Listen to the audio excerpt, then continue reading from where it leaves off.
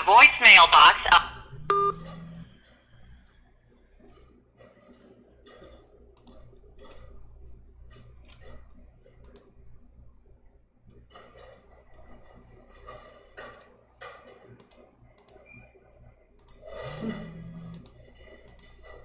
Can you like close the door or something, please?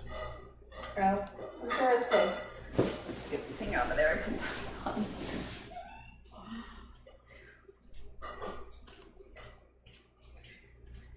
Okay, now.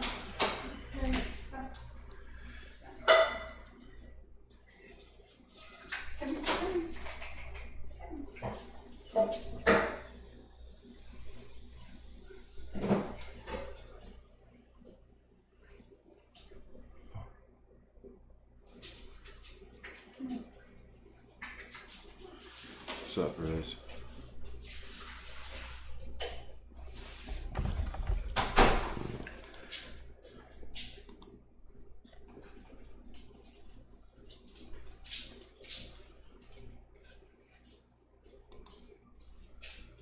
All right, check, check, 1, 2. Let's see how we sound. All right, check, check, 1, 2. All right, that's perfect. Let's see how we sound. All right, check, check, 1, 2. All right, that's perfect.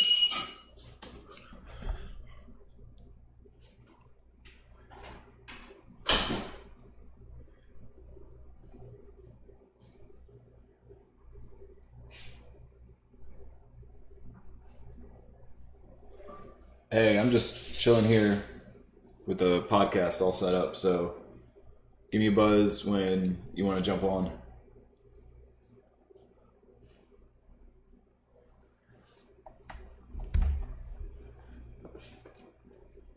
All right, so what's up, fight fans? It's me again.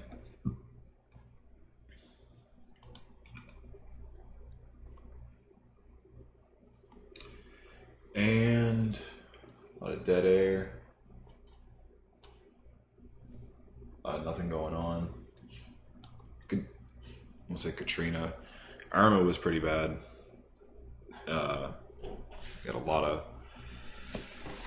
of downed trees, a lot of debris, but it wasn't a Category 5, thank God. Could have been way worse. Definitely could have been way worse. So, you know, count your lucky stars on that sort of stuff. You know, we had a lot of wind, we had a lot of rain, we had a couple days off work. I know here school's still out until Thursday. So, you know, really nothing to report. A lot of places had it much worse though. Some people are still without power. Some places, you know, a lot of restaurants are closed. I was driving down by where our gym is at, and like basically that whole block is without power, like all of it, you know. So we're just making do with what we got, you know. And I figured, did something just unplug? No, we're good. So right now I'm just trying to get the podcast set up a little bit better, try to get some of the little nuances better, and you know, figure out what you know, which direction we want to take this this podcast in. So right now though, I'm just trying to get Ray on the horn. UFC 215 I watched with Jenny, and first of all, with the title fight, Amanda Nunes again and still against Valentina Shevchenko. Valentina Shevchenko was pretty upset about losing the fight. I know she lost on a split decision, so that means that one judge thought that she won the fight, the whole thing in its entirety. With fighting though, like that's the thing about, you know, it going to the judges is that, you know, if it goes to the judges, you never know. You know, you look at like Bisping and Dan Henderson's a perfect example. You know, some people wonder if, you know, if that had been anywhere other than Great Britain, would Dan Henderson still have lost? I mean, he hit Bisping with some bad shots at the same time. Oh, you know what? No. I thought Ray was calling in. I know Amanda Nunes was the aggressor in that fight, though. So, you know, however you want to call it, like, you know, she still won. She was able to put the pressure on her, and she was able to keep Shevchenko from doing anything that would have made her look bad. So there's, you know, there you have it. And that's the cool kind of the thing about Europeans too. You have reached the voicemail. Anyway, so that's kind of the thing with Europeans, is that sometimes in their case they believe that, I know some European fighters, they get real heated when they lose on a decision. You know, they'll make they'll make all kinds of arguments as to, like, you know, why they won or why they should be the winner. And that's just, you know, or anybody can do that, not even if they're European or not.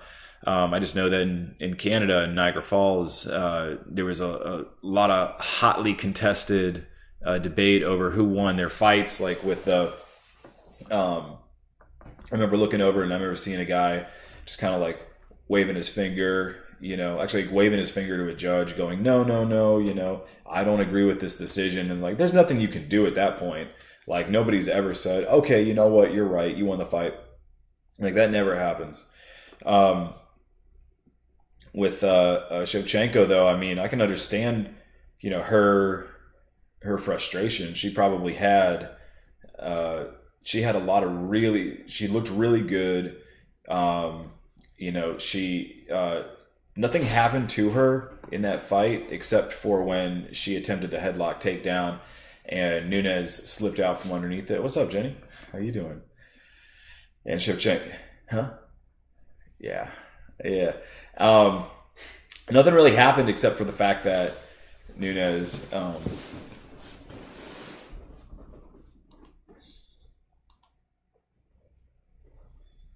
Is it live? Yeah, it's live still. I was watching it. You look very dejected.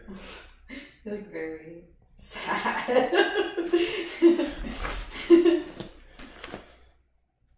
This hurricane got me fucked up. I'm just gonna enter some tags here. The hurricane just got us a little screwed up. Just kidding. No, you're not. You want to come out and told me, like, dude, you look like you want to shoot yourself on YouTube. You're going to be one of these freaks. You kind of do look like that. Not anymore. You're smiling now. Yeah, gotta smile. Smile. Gotta smile more. Hey, guys. I just can't see myself, like, getting too giddy on YouTube, though, man. Like, I have to, though. I have to get more, like, I'm in front of an audience. Hey, guys, what's up? How you doing? You know, I'll be able to look back on this and laugh. So what do you think about the Nunes fight? What did you think about that? I think her opponent is used to the point system, and she got a lot more hits in, but she didn't finish her, so Nunes was the aggressor. And I think that it seemed like, how do you say the name? Shevchenko was playing defense a lot. Mm-hmm. So I think Nunes got less hits, but she was the aggressor, and I guess the takedown in the end won it. You know? That's pretty but much. It was a split decision, so that's pretty much what happened. That's pretty much what happened in a nutshell. And her opponent had won so many fights; she's probably used to just winning by points. But in MMA, they really look at, you know, submissions, and if you don't finish them, then you're just leaving it up to the judges. So. I think that, like, when we look at fighting, we look at how like your fight, you won your second jiu-jitsu match, you won it by points, but the guy was a wrestler and took you down, and that's what they were, you know, looking at. Yeah, one like, takedown. You definitely like hit him like 5 times the amount of times that he even touched you or attempted to, you know. And the judges go, we saw that takedown though, man. There you go. That takedown works. Yeah, there were a few takedowns, right? Takedowns mean a lot. No, it was the only takedown in the match, you know. But I had him on knees, leg kicks, punches, everything. Like, the striking was better. It's just to a judge though, like, to see you on, if a judge sees like you underneath your opponent, and that's how you end the fight. Like, that's why you always want to just get back up. That you don't want to end the fight on the bottom. You know, you don't want to end the fight getting punched. You know, you want the first thing the judges to see and the last thing they see to be something positive. And that's just, you know, with Shevchenko, like what she's used to, like what you said, you know, there may be what might constitute a win in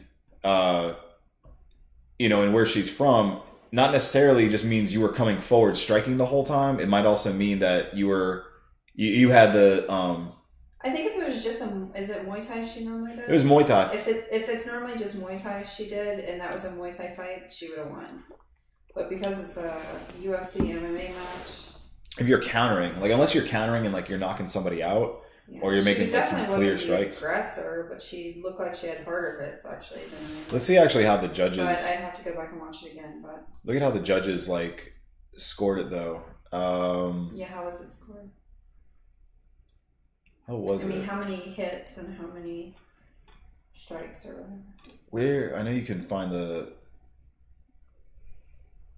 card here or on the. I mean, and a lot of times they favor the one that's already the champion. So if it's that close, they're not going to knock her out of her championship. So unless there was a very, very high difference, you know. Okay, so or a high difference. Shevchenko they favor the champion unless somebody comes in and basically beats them, you know. And so Shevchenko had. They both could have lost, you know. I think when you don't, you know, if they should have done more. You can't just wait for somebody coming in and punch him. Well, you can, but you better finish him if you do that. Total strikes by position. Okay. But even Joe Rogan said, you know, I think it was the takedowns in the end that got it, you know.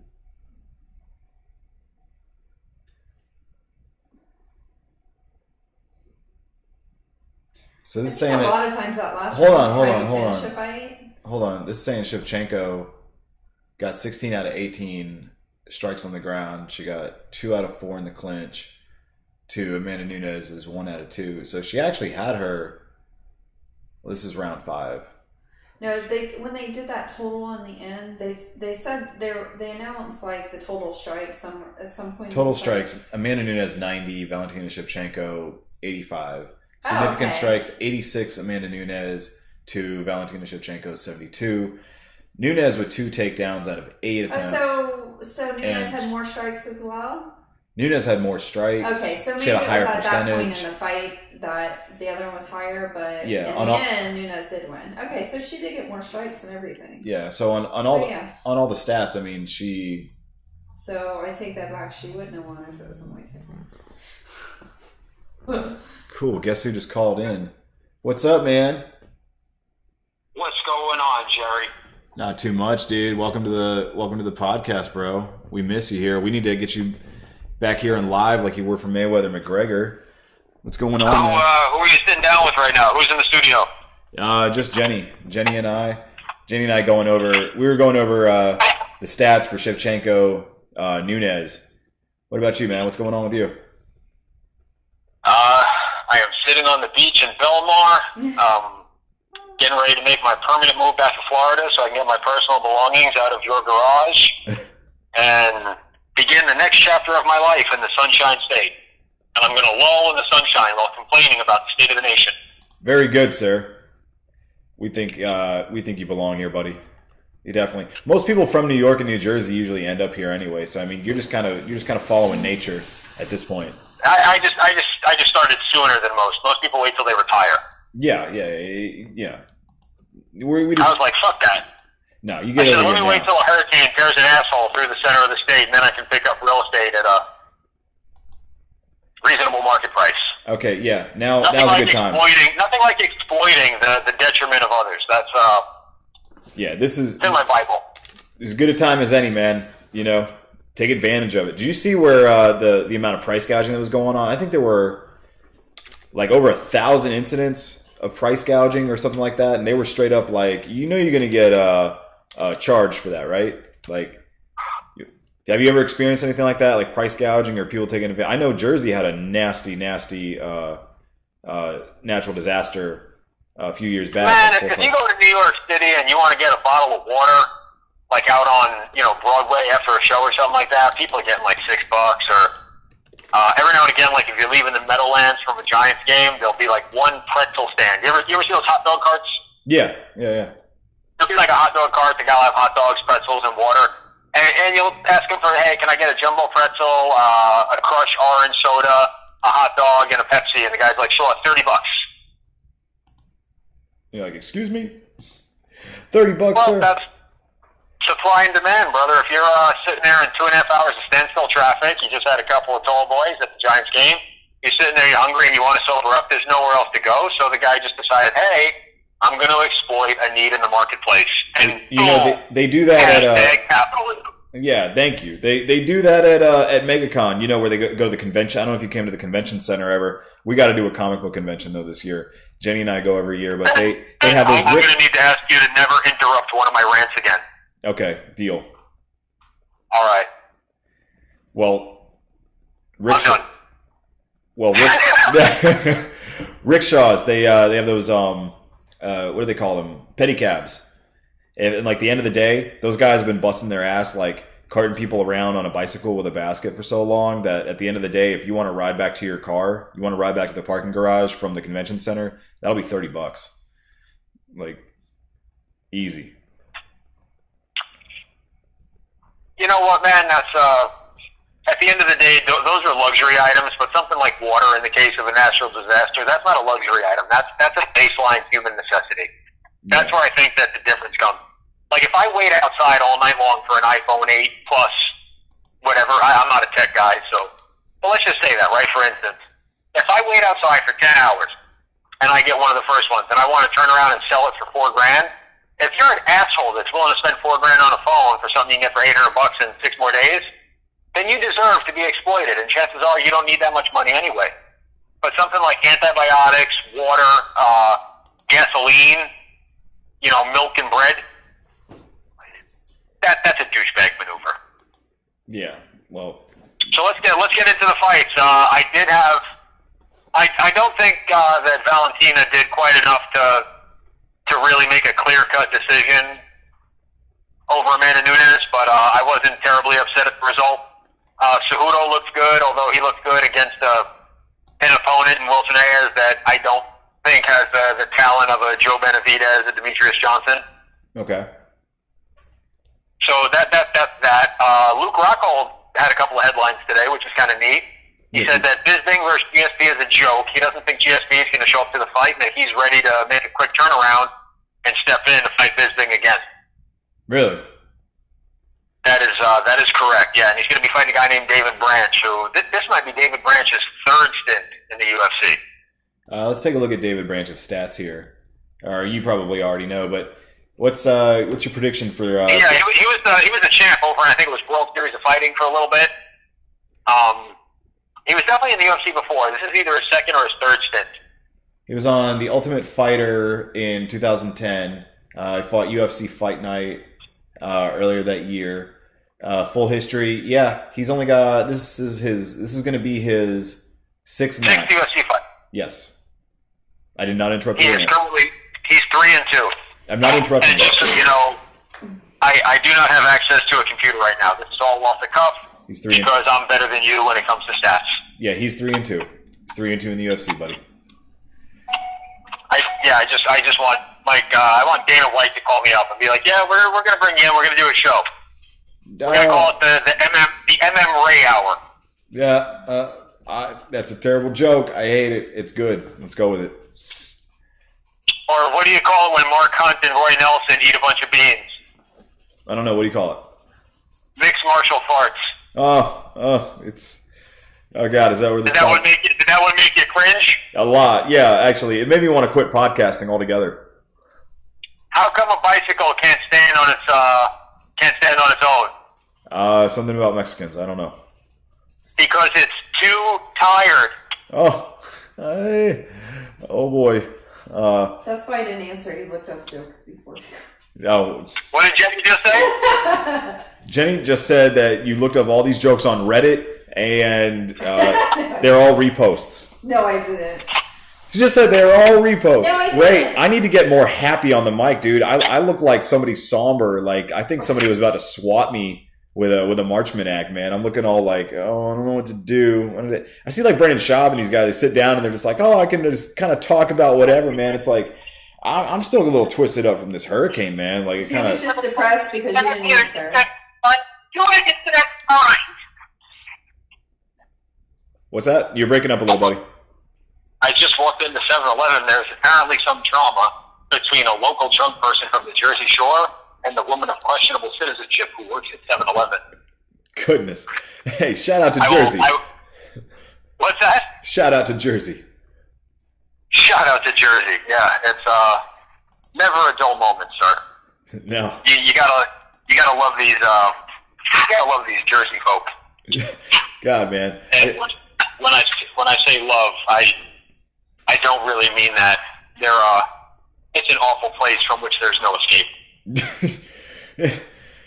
I'm just sitting here. I'm just sitting here looking at the one viewer that we've got on our podcast right now, who's probably sitting on the couch. It's you. She's sitting on the couch. It's my girlfriend. It's like the only person coming to see your performance at the talent show is your mom. You know. And even then, she's like, a lot of things you could be doing. She's kind of like, man, there's a lot of other stuff I could have been doing tonight. Jeez. We have fun though, man. We watch, we watch some Fargo. We cook out a little bit. We cooked out. We actually dodged all the fucking power outages. We had Wi-Fi pretty much the entire time. I just basically like read comics and chilled, and we had some seriously hard, rain and everything, and a couple of days off work, man. But I mean, it could have been really bad. It could have been much worse. Like what happened in Texas is no joke. Like our hearts really go out to those people. Like there's no.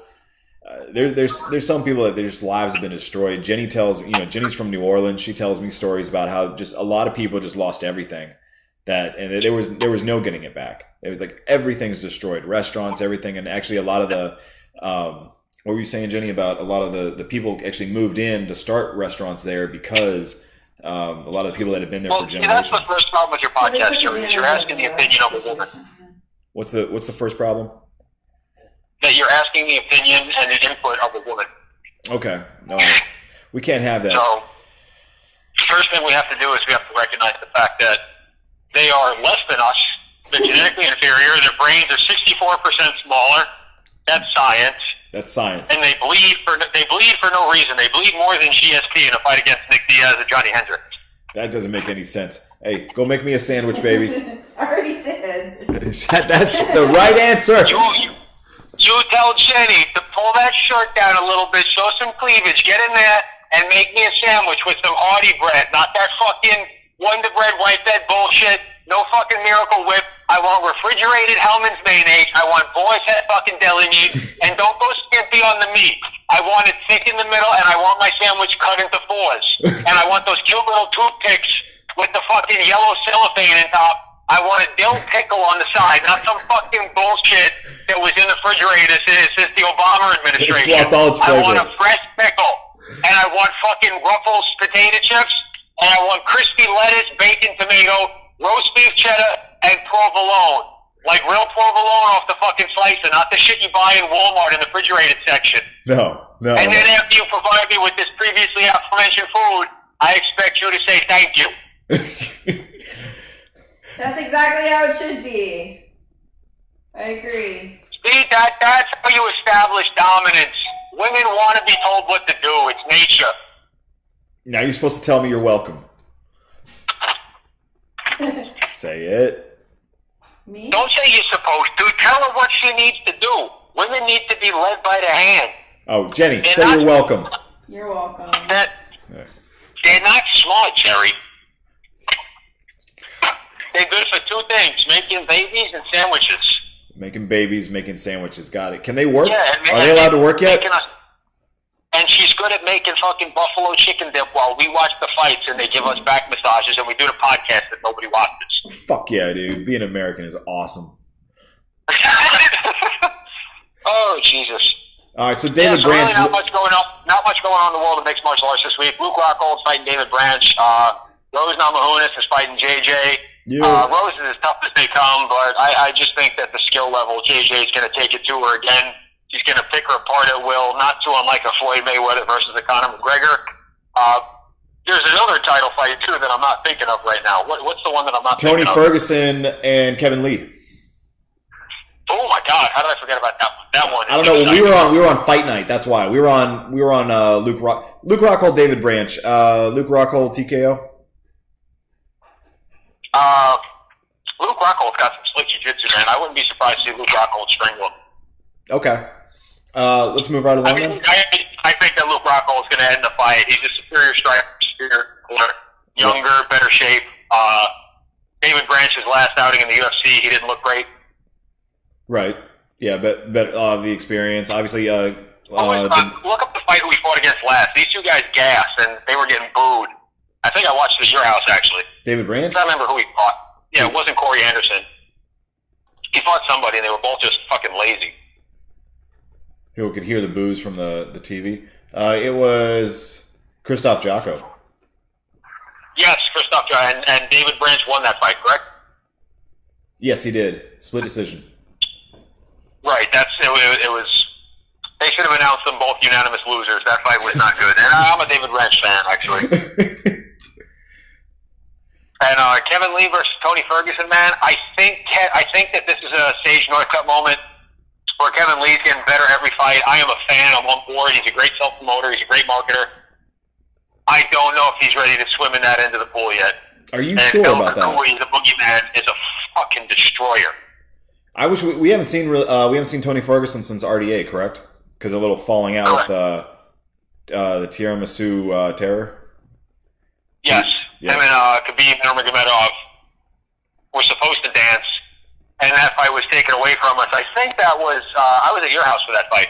Yeah, that was that was the night of that was UFC 205. No, that was Eddie Alvarez. Conor McGregor. Yeah. That was the co-main. That was the co-main event. Yeah, there were people that came from all over the world to see that fight. He let a lot of people down by that, and we don't know when he's going to fight again. If he's going to fight again like that, if you can't make that weight, I walk around at 170, making 155 and a half without a sauna was doable. I was not in a bad. Jenny can tell you I was a little cranky and everything. I don't know, man. There are some people that are moving up in fights. Who was the guy on the last card that fought at like 170? He was like, "This is RDA." RDA was the one that he was dying. RDA moved up, and Gil Melendez moved down. Huh. Gilbert El Nino Melendez. Was that bad for Melendez? I mean, his leg looks like one of those little ostrich legs you get at Universal Studios. Like it's bad, dude. His shit looks broke. Yeah, Gil Melendez is one of those guys who got old young. He had a little falling out with the people at USADA. He was a great member of the Scrap Pack, man. So is Jake Shields, but the only guy left from there is Nate Diaz. Nick's been on the shelf for a while. I would love to see. Imagine if they had like Nate Diaz box Paulie Malignaggi and Nick Diaz box. I don't know, maybe like a Kermit Cintron or something. Like just bring some guy out of retirement and just have it in. Stockton have it and just sell T-shirts that say "Straight Out of Stockton," and have Ja Rule come out. What do you do when a motherfucker holler at you? You got to slap back. You got to slap back. I am a fan of the fucking 209 boys, man. They are fun to watch. They're fun to get behind. And they are. And Conor and Nate 3 doesn't make a ton of sense, but I'm buying it. I'm in. I'm watching it. They are, man. I'm definitely buying that. But you don't think that... So Tony Ferguson, the latest from him saying that he is definitely... Yeah. I think actually one of the things he said on Twitter was he promises he's going to darce Kevin Lee. Let's see what Tony said. Well, like I said, if I have to give my prediction for Kevin Lee versus Tony Ferguson, what I'm going to say right now is I think that Kevin Lee's got great wrestling. Kukui's got slick box. I just think that there's a gap right now that Kevin Lee is eventually going to make up. I don't know if he's going to have the time needed to cross that threshold into that top 4, tier that they're putting him into. But who knows, man? This is Kevin Lee's opportunity to shock the world. And I don't think that Tony Ferguson has done a great enough job of self-promoting himself to really, really push a fight with Conor McGregor. There's nobody out there other than GSP if him and Conor were to meet at 170. And that's considering GSP emerges victorious over Bisping, which I don't know if that's going to happen. No. GSP's proven that he can get clipped a little bit, and Bisping has precision striking. He's a big guy. Hits very hard. But you know what, though? Tim Kennedy laid out the blueprint on how to beat GSP. You know, just slick grappling, take his back, and ride him into the ground. And with that being said, I do got to let you go here in a second. I want to let Jerry, Jenny, and the MMA guys, and all of our fans, both of them, know that I miss you guys. I'll be back soon. And that's it for me. I'm out, Jerry. I love you, kid. Take care. Bye. Bye. All right, so I'm going to go with Tony Ferguson via Darce choke. What about you, Jenny? UFC 216, Kevin Lee, Tony Ferguson. I don't know. Verdum versus Derek Lewis. I'm going to go with Verdum via... Say Ferguson, Verdum. Huh? I'm choosing Ferguson and Verdum. All right. Paige Van Zandt, Jessica I. I don't know. Paige is getting better. I'm going to go with Jessica I, though. I think she's a better striker.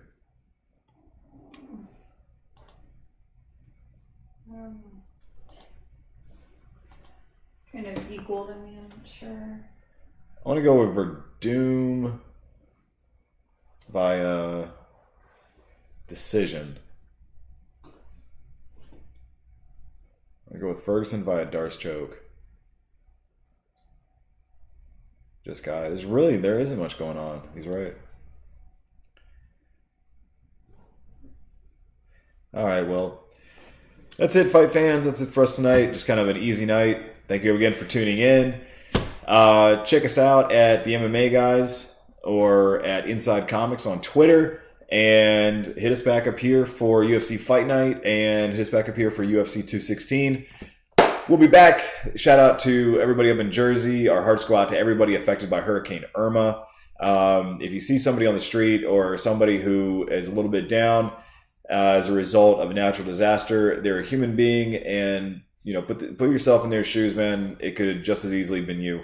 So, you know, have a little heart, you know, come together and, you know, check us out. Get ready for the next one. All right. Yeah. Don't be a dick. Right, Jenny? Jenny's just over there on her phone. I'm going to turn the camera so everybody can see you right now. I don't care. I already did. You didn't. All right, guys. Take care. See you next time. Peace. This is the MMA Guys. We're out.